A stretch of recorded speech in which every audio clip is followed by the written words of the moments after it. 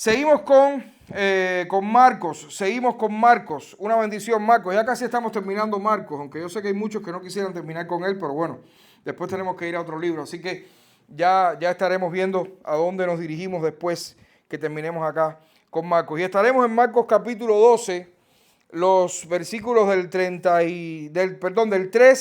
al 34, versículos del 3 al 34, vamos a estar ahí, tengámoslo ahí. Aunque no vamos a leerlo todo, porque ahora les voy a explicar. Entonces, saben, a través de la historia, y eso yo sé que ustedes lo saben, ha habido hombres muy sabios, hombres sabios a través de la historia, ha habido muchísimos. Nosotros hemos conocido algunos, de hecho hoy quizás usted conozca algún que otro hombre sabio, pero a través de la historia ha habido muchísimos hombres sabios, referentes que han enseñado a vivir o cómo vivir a millones de personas. En la palabra de Dios tenemos al que es considerado, si usted quiere saber quién es considerado el hombre más sabio de la historia, búscalo en Google, ponga en Google quién es el hombre más sabio de la historia. ¿Sabe quién le va a salir? ¿Cómo? Salomón. El rey Salomón. En la palabra de Dios nosotros tenemos al que es considerado por todos en la historia el hombre más sabio a través de todos los tiempos. Salomón, el hijo de David. De hecho, de su mano salieron la inmensa mayoría de todos los proverbios que tenemos en la Biblia. Así que si usted quiere alcanzar sabiduría, como dice el mismo libro de Proverbios, pues tiene que ir ahí y leer entonces los proverbios que están en la Biblia. Pero nadie, ningún ser humano, se ha acercado jamás a la sabiduría mostrada por el Hijo de Dios. Nadie, ni siquiera Salomón, se ha acercado a la sabiduría mostrada por el Hijo de Dios. El Dios hecho carne, que habitó entre nosotros para traernos la salvación y la vida eterna que nosotros gozamos. Marcos nos está regalando una sección de su evangelio en la que nos muestra de forma evidente la sabiduría de Jesús ante los más recios ataques que tenían como objetivo condenarlo. Vamos a entrar ahora, de hecho, a esta sección en el capítulo 12, del versículo 3 al 34, Jesús va a estar recibiendo recios ataques, duros ataques, con el objetivo de condenarlo, porque lo que estaban buscando era condenarlo. Sin embargo, Jesús, con una sabiduría descomunal, pues logró vencer todas estas cosas. Una sección exquisita, esta, del versículo 3 al 34, para aprender de la sabiduría y de la autoridad del Maestro. Y creo que toda esta sección nos está apuntando a que nosotros aprendamos de la autoridad y la sabiduría de Jesús. Toda esta sección, en el capítulo 12, del versículo 3 al 34, nos está enseñando o nos está apuntando a que nosotros podamos aprender de la sabiduría o de la autoridad, y la sabiduría de Jesús. Esto va a ser un sermón un poco diferente, porque va a ser un sermón en dos partes. Porque esta misma sección la vamos a partir en dos. Y hoy estaremos solamente viendo del 3 al 17. Y la semana que viene entonces estaremos viendo del 18 al 34. Pero estos dos sermones van a estar apuntando a que nosotros tenemos que aprender de la sabiduría y la autoridad de Jesús. Entonces vamos a leer el 12 del 3 al 17. Solamente. Dice la palabra de nuestro Señor. Marcos 12, del 13 al 17. No del 13, sino del 13 al 17. Dice la palabra del Señor.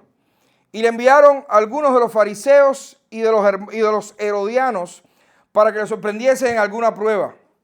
Viniendo ellos, le dijeron: Maestro, sabemos que eres hombre veraz y que no te cuidas de nadie, porque no miras la apariencia de los hombres, sino que con verdad enseñas el camino de Dios.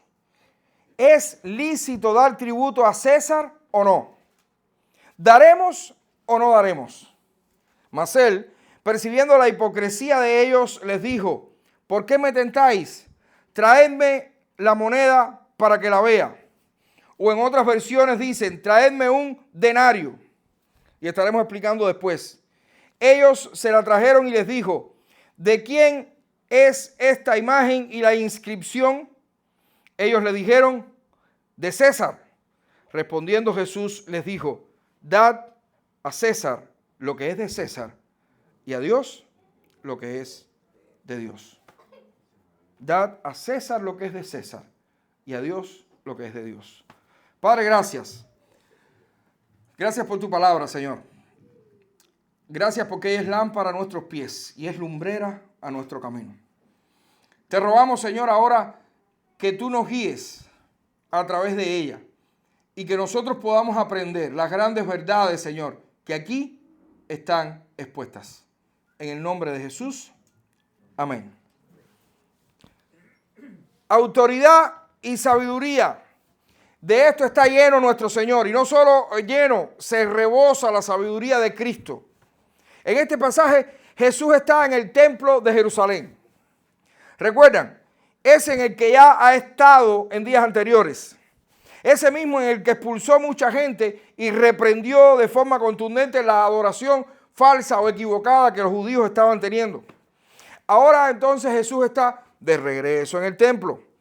Y los líderes religiosos le cuestionaron qué cosas. ¿Recuerdan lo que nos exponía el pastor Kenny hace un par de semanas?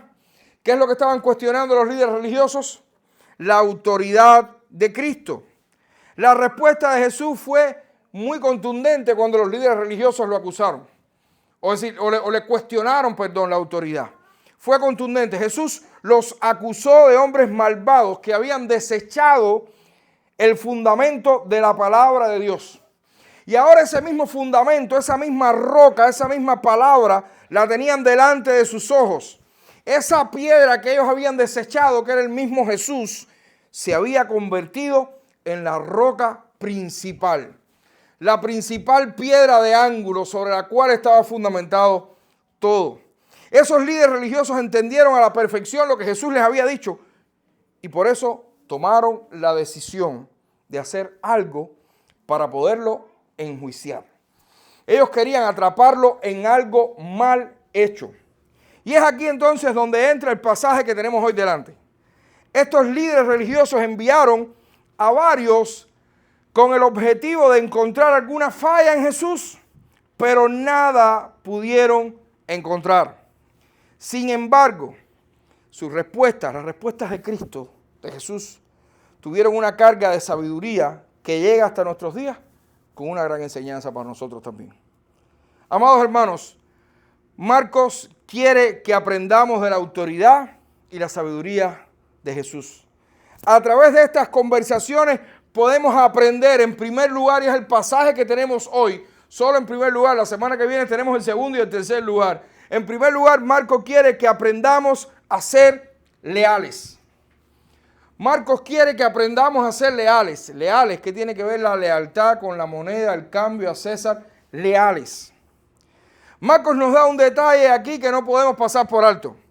Dice que le enviaron a Jesús, los líderes religiosos le enviaron a Jesús fariseos y herodianos. Fueron al encuentro de Jesús estos dos tipos de personas. Fueron fariseos y fueron herodianos para sorprenderlo en algo. Recordemos que la idea era ver cómo podían hacer que Jesús fallara. Hallar algo en contra de Jesús para llevarlo a juicio. Pero ¿quiénes eran estos herodianos? De los que se habla poco y qué relación tenía con los fariseos de los que sí hemos escuchado mucho. ¿Quiénes eran estos herodianos? Como la moneda que Jesús pidió tenía dos caras opuestas, así mismo eran estos dos grupos. Difícilmente se podían encontrar en Israel dos grupos con puntos de vista tan distintos, los herodianos y los fariseos. Los fariseos eran nacionalistas. Los fariseos eran conservadores. Los fariseos representaban la resistencia ante Roma. Era la disidencia ante Roma. Nada más parecido a un partido de derecha. Para que entendamos bien cómo funciona esto, ¿verdad? Los que conocemos. Y no estamos hablando de política, ¿no? Sino para que entiendan. Sin embargo, los herodianos se habían vendido a los romanos. Eran liberales sincréticos en sus convicciones religiosas. Se habían mezclado totalmente con Roma. Vaya, nada más parecido a un partido de izquierda. Yo pensaba que ustedes lo iban a decir para no decirlo yo. Sin embargo, en este momento tenían un enemigo común y por eso se unieron para intentar destruirlo. Los fariseos lo odiaban porque estaba perturbando su agenda religiosa. Jesús estaba atacando constantemente la agenda religiosa judía. ¿Ok? Sin embargo, los herodianos lo odiaban porque amenazaba su arreglo político. Ambos querían a Jesús muerto. Entonces surgió una gran idea. Harían una pregunta que, sin importar cómo respondiera Jesús, lo iba a poner en problemas serios, problemas mortales con los judíos o con los romanos. Esta pregunta, esta gente dijeron, vamos a hacerle una pregunta que o lo pone en problemas con uno, con un grupo, o lo va a poner en problemas con otro grupo, pero de esta Jesús no sale. Le dijeron, maestro, sabemos que eres hombre veraz. ¿Sabe? Empatía. Cuidado, y esto es un paréntesis. No lo tenía ni concebido, pero es un paréntesis, porque nosotros podemos encontrarnos también en situaciones como esta. Cuidado cuando usted vaya quizás a reclamar algún derecho o vaya a tener una conversación seria con alguien, que esa persona empiece a halagarlo. Porque normalmente lo está haciendo para después darle un trastazo. Normalmente lo está haciendo para que tú te ablandes, ay mira, ya, ¿sabes? Está haciendo empatía conmigo, te empiezas a ablandar, que caes de tu firmeza y después ¡oh!, te dan el trastazo, ahí mismo terminaste. Mira cómo empezaron esta gente. Maestro, sabemos que eres hombre veraz y que no te cuidas de nadie, porque no miras la apariencia de los hombres, sino que con verdad enseñas el camino de Dios. Qué lindo. ¿Es lícito dar tributo a César o no? ¿Daremos o no daremos? Complicada la pregunta. Esto me recuerda, y caramba, mami no pudo venir, pero si no ella pudiera, bueno, los dos, papi también lo puede dar fe de eso, ¿no? Pero quizás ni se acuerdan, pero bueno, me hubiera gustado que hubieran estado los dos. Esto me recuerda, cuando era niño, de 5 o 6 años, creo, no sé, por ahí, bueno, desde que tengo uso de razón, alguien me preguntaba, yo no sé por qué, eso más nunca lo hicieron, pero en aquel tiempo no sé por qué lo hicieron. ¿A quién tú quieres más, a tu mamá o a tu papá? Me hacían esa pregunta, me la hicieron alguna vez. Yo no sé a quién se le ocurre preguntarle a un niño, y menos delante de sus padres, ¿a quién tú quieres más? De pronto alguien le pregunta a Lucas, Glenda, que tú le preguntas a Lucas, Lucas, ¿quién tú quieres más, papá o mamá? ¿Qué cosa es eso? Y delante de los dos. O sea, los dos mirando y Lucas mirando para los dos diciendo, ¿qué digo? Dime tú, ¿qué digo ahora? ¿Verdad? ¿Qué digo? En fin, la idea es que recuerdo haber estado siempre en una encrucijada que creo que pude resolver muy bien. Mi respuesta siempre fue, no sé si se acuerdan, a los dos. Problema resuelto, ¿verdad? No, pero yo recuerdo muchachos que decían, mi mamá, mi papá, no sé, tremendo lío que se buscaban, ¿verdad? Yo a los dos, ¿verdad? Problema resuelto. Yo no quería buscarme lío con ninguno, evidentemente. Claro, las consecuencias de haber escogido a uno sobre el otro no las conozco porque eso nunca pasó. Pero las consecuencias de la respuesta de Jesús a la pregunta de estos personajes sí tendrían serias consecuencias. Sí tendría realmente serias consecuencias. Miren, si Jesús evadía la pregunta, eso no era una opción. Jesús no podía evadir la pregunta. Si respondía que era correcto pagar impuestos al César, entonces su pueblo Israel lo acusaría de traidor, incluso hasta de idólatra. Si respondía que no se debía pagar impuestos a César, los romanos lo verían como un insurrecto y un disidente. Y Roma, escuchen bien, Roma toleraba la diversidad religiosa. Los romanos no tenían muchos líos si tú creías aquí, creías en fulano, en vengano, en esperancejo. Sin embargo, eran muy violentos y muy serios y rudos con la disidencia política, en este caso. De manera que si Jesús decía que no había que darle impuesto a César, entonces Jesús ya estaba condenado, literalmente, a muerte. No parecía haber escapatoria. Jesús no, aquí no te me escapas. Aquí no te me escapas. Sin embargo, el Hijo de Dios, lleno de sabiduría, dio una lección que ha marcado la historia occidental por completo. Para muchos, esta ha sido la declaración política más influyente jamás escrita o dicha en la historia de la política universal. Jesús, conociendo el carácter hipócrita de estos que le estaban preguntando, les dijo, ¿por qué me están poniendo a prueba? Tráiganme un denario para verlo. Y la mayoría de los estudiosos coincide que lo que Jesús pidió, esa moneda que Jesús pidió, fue un denario. Esta era la moneda con la que se pagaban los impuestos en la Roma antigua. No había otra moneda, el denario. Y en los tiempos de Jesús los denarios eran monedas de plata de aproximadamente 3,8 gramos que por un lado tenían la cara del César y una inscripción que decía Tiberio César, hijo del divino Augusto. Por el otro lado tenían otra inscripción que decía sumo sacerdote o sumo pontífice. Según los historiadores, los judíos debían pagar la cantidad de 2 denarios de impuestos al año solo por el privilegio de existir. Los judíos tenían que pagar 2 denarios al año solo por el privilegio de existir. Existes, eres parte de esto, tienes que pagar 2 denarios a Roma. Cuando Jesús tomó el denario, preguntó, ¿de quién es la imagen y la inscripción? Marcos no nos dice cuántos fueron los que respondieron. No lo dice. Pero lo cierto es que dijeron, de César. Obvio. Y es aquí donde la sabiduría de Jesús sorprende a todos. Entonces Jesús les dijo, den al César lo que es del César y a Dios, entonces, lo que es de Dios. Hermano, nosotros como creyentes tenemos la responsabilidad de ser leales en nuestras responsabilidades como ciudadanos. Nosotros tenemos la responsabilidad de ser leales como ciudadanos del lugar donde estamos viviendo. Que en este caso ahora todos, ¿dónde estamos viviendo todos? Miami, Florida, Estados Unidos de América, año 2025. Nosotros tenemos la responsabilidad de ser leales como ciudadanos. Al César lo que es de César.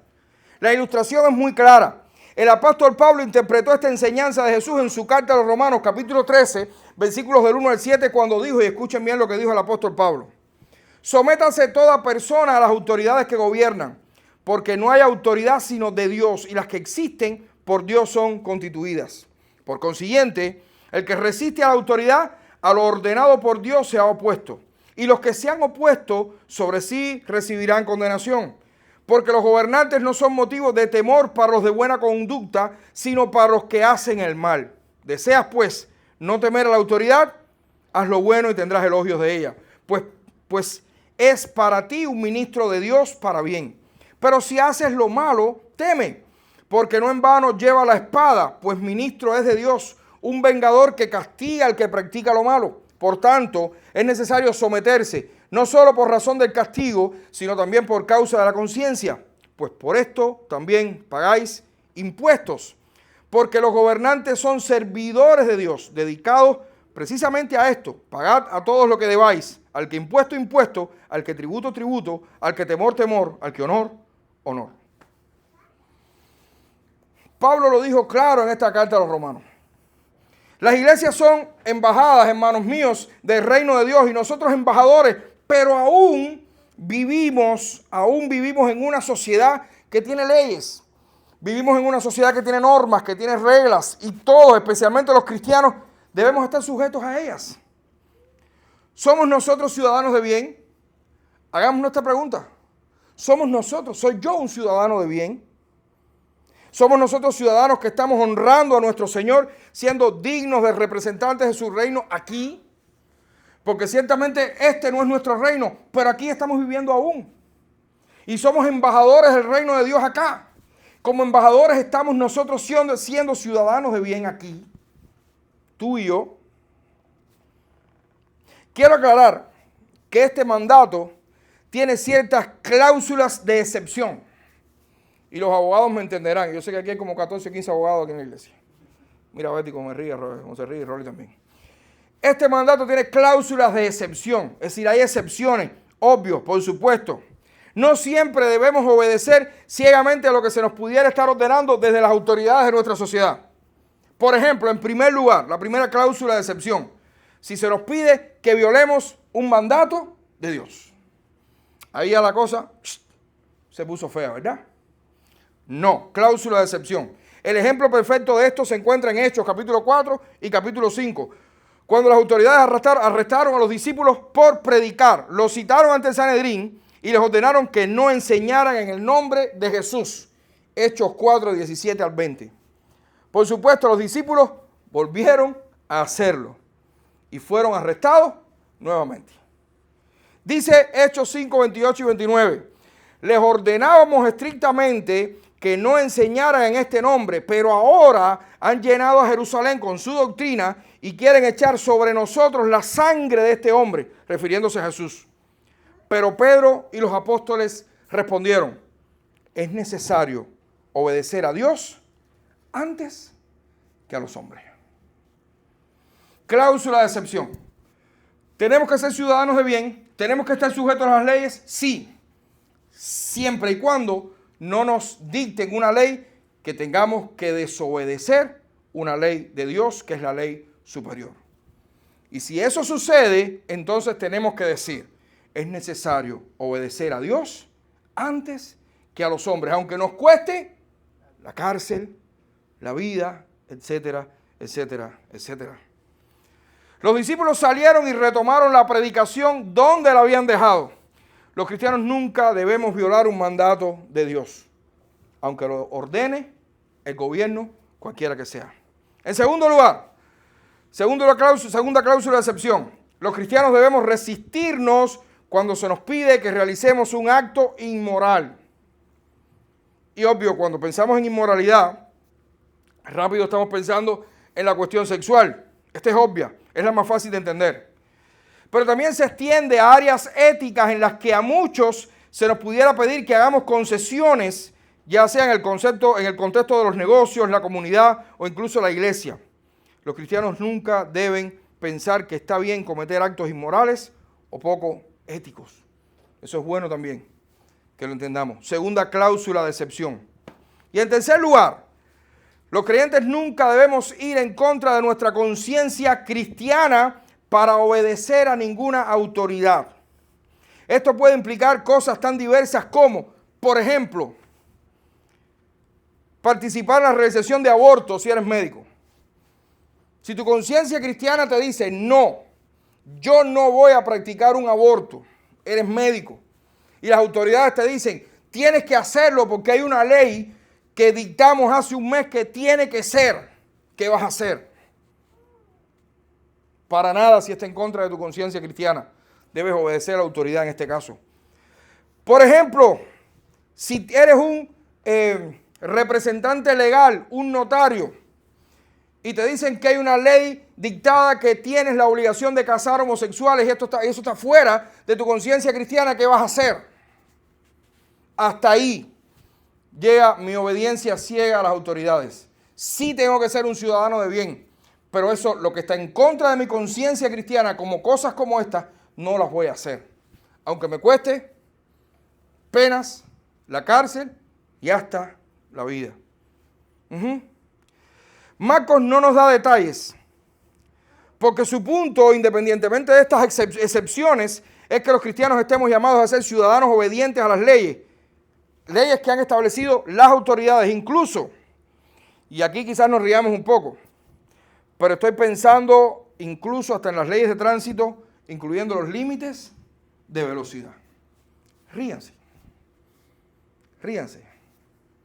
Mira Romy como me mira. Y no sé si se enteraron, pero hace unos días me pusieron una multa por exceso de velocidad. Mea culpa. Soy un criminal. Y pudiera ser motivo de risa. Yo también estoy loco por reírme aquí bastante. Pero ¿saben qué? Cuando a veces no le damos la importancia que lleva cumplir esas leyes que son bobería, digamos, vamos generando en nosotros una conciencia rara que dice que hay cosas que no hace falta estarla cumpliendo tanto. ¿Saben a lo que me refiero? Por eso el Señor decía: si en lo poco eres fiel, en lo mucho te voy a poner. Es decir, la idea es que, hermano, y aunque esto parece una bobería, nosotros debemos como creyentes ser obedientes a todas las leyes que están que nos han sido impuestas y están hoy alrededor de nosotros. Aunque a veces nos es difícil. Pero es bueno hacerlo. Es bueno hacerlo. Hermano, al César lo que es de César. Pero Jesús también nos enseñó con esta frase histórica que debemos dar a Dios lo que es de Dios. Interesantísimo. ¿De quién era la imagen que estaba en la moneda? De César. De manera que nosotros solo estamos devolviendo lo que es suyo y es bueno para el orden de la sociedad. Sin embargo, y aquí viene la pregunta más conmovedora con la que me encontré a la hora de preparar este mensaje. ¿De quién es la imagen que está en ti y en mí? ¿De quién es la imagen que está en nosotros? Moisés escribió en Génesis 1:27. Y creó Dios al hombre a su imagen, a imagen de Dios lo creó. Varón y hembra los creó. Hermanos, nosotros somos las monedas que Dios ha esculpido y ha estampado su imagen en nosotros. Tú y yo somos suyos. Y por consiguiente, nuestra entrega total debe ser a Él. Si somos leales ante las autoridades de esta tierra y por tanto somos ciudadanos de bien, ¿cuánto más debemos ser leales a nuestro Dios? ¿Sientes que te has entregado por completo a Dios? ¿Sientes que no hay ningún área de tu vida que no haya sido puesta por completo a los pies del Señor? Tu persona, tu intimidad, tu familia, tu trabajo, tu negocio, tus finanzas, tus sueños, tus emprendimientos, tus propiedades, tu ocio, tus debilidades, tu vida. ¿Sientes que hay alguna de estas áreas que aún no las has puesto delante de Dios? ¿No se las has entregado a Él? A César le damos cosas, pero a Dios nos debemos entregar por completo. Nosotros somos suyos, porque es la imagen de Dios la que está impresa en nuestras mentes y en nuestros corazones. Es interesante también cómo Pablo lo refleja en su carta a los Efesios cuando dice que nosotros fuimos sellados. Y cuando Pablo está hablando de sellado, no es como quien sella una puerta. Vamos a sellar esta puerta, no. Era un sello que se colocaba en una carta para cerrarla con una especie de cera. Y entonces los gobernantes tenían unos anillos que los ponían, los estampabas. Y ahí quedaba marcada la carta como que había sido enviada por una autoridad superior. Pablo dice que nosotros fuimos sellados con el Espíritu Santo de la promesa. La impronta de Dios, su sello, su imagen clara está en ti y está en mí. Y esta no es solamente ahora la imagen por creación, porque todos los seres humanos tienen la imagen de Dios, todos, creyentes o no, porque todos son descendientes del primer hombre y de la primera mujer. Pero nosotros, los que hemos creído en el Evangelio de Cristo, hemos sido además estampados con el sello eterno del Espíritu de Dios, que es la garantía para nuestra admisión en el reino de los cielos. Si todavía tienes dudas, ¿entraré yo al reino de los cielos? Sí vas a entrar. ¿Sabes por qué? Porque la imagen de Dios, el sello del Espíritu Santo, está en esa carta en la que nosotros estamos siendo enviados al reino de los cielos.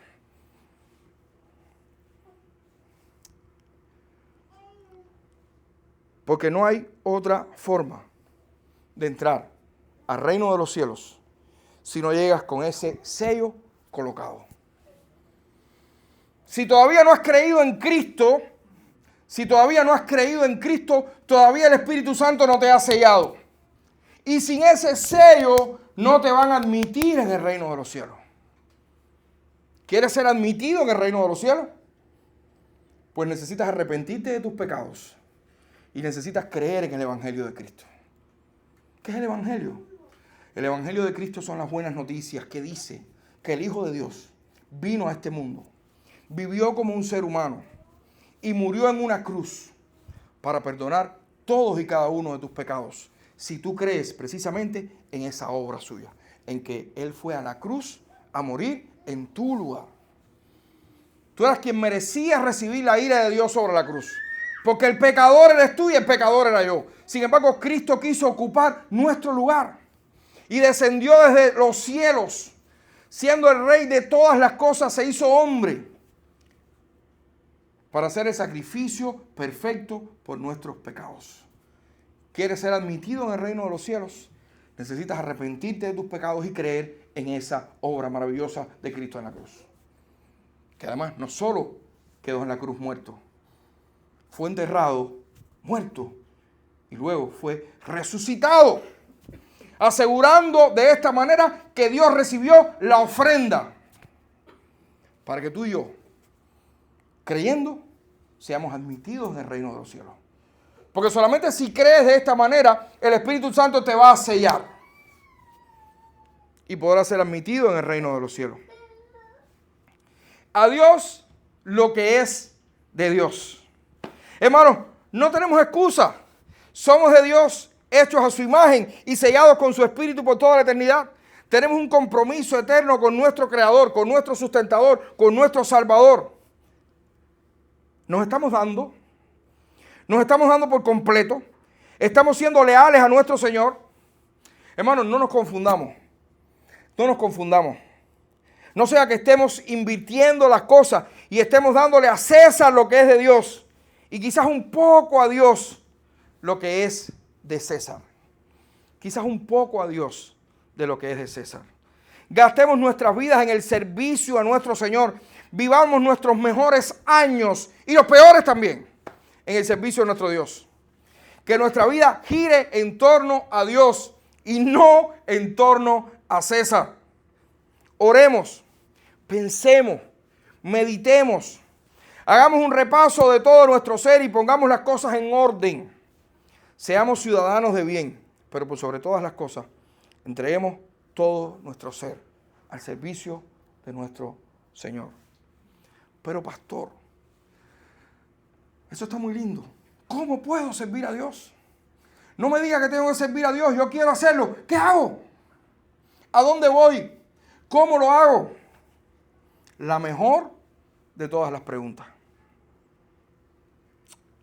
Sirviendo de forma activa en tu comunidad de fe, que es tu iglesia. Siendo parte activa de la iglesia. Preocupándote por tus hermanos. Apoyando a tus hermanos. Queriendo pasar tiempo con ellos. Orando por tus hermanos.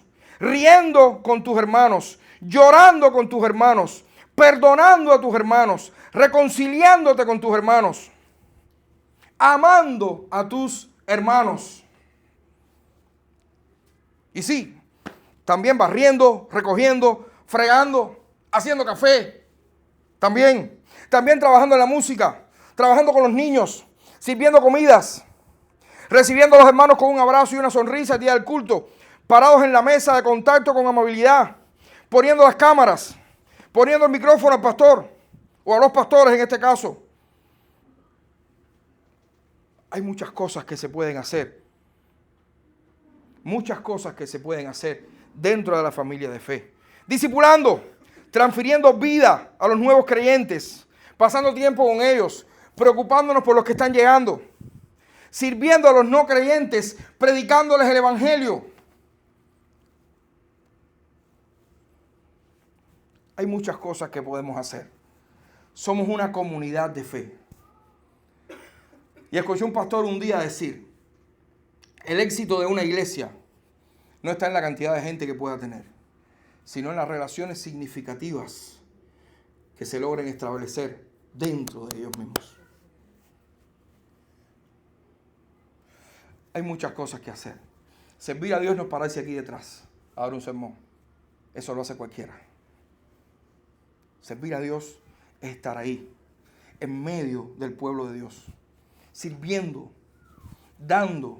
dándose por entero, siendo el más pequeño, como decía el Señor, Hay muchas cosas que podemos hacer para servir a Dios. Somos nosotros las monedas de Dios para eso. Conclusiones de hoy. Al César, lo que es de César. En efecto, cada creyente debe ser un buen ciudadano. Debe ser parte activa del crecimiento de la sociedad o de la comunidad donde vive, cumpliendo las leyes y aportando según corresponda. Pero a Dios lo que es de Dios, es decir, todo nuestro ser. Todo lo que somos, todo lo que tenemos, todo. Tú y yo somos las monedas de Dios, con su imagen y su sello estampado en nuestros corazones, para rendir el más profundo y sublime tributo a través de nuestro servicio a aquel que nos dio la vida. Leales en lo que respecta a las cosas de César y leales en nuestra entrega total a nuestro Señor. Vamos a orar. Padre, gracias. Gracias por tu palabra, Señor. Te rogamos que no solamente la llevemos hoy en nuestra mente, sino que la bajemos a nuestro corazón. No queremos ser solamente oidores, Señor, sino hacedores de tu palabra. Enséñanos a ser hacedores de tu palabra, Señor. Enséñanos a entender estas cosas y a ponerlas por obra. Estas obras que tú tenías preparado desde antes de la fundación del mundo para que nosotros también las pudiéramos hacer. Enséñanos, Señor. Enséñanos a serte fieles y leales a ti. Queremos ser también ciudadanos de bien. Por supuesto. Lo queremos ser. Pero lo queremos ser para mostrarte a ti delante de este mundo. Y para eso tenemos que entregarnos por completo a ti, Señor. Enséñanos a hacerlo. En el nombre de Jesús. Amén.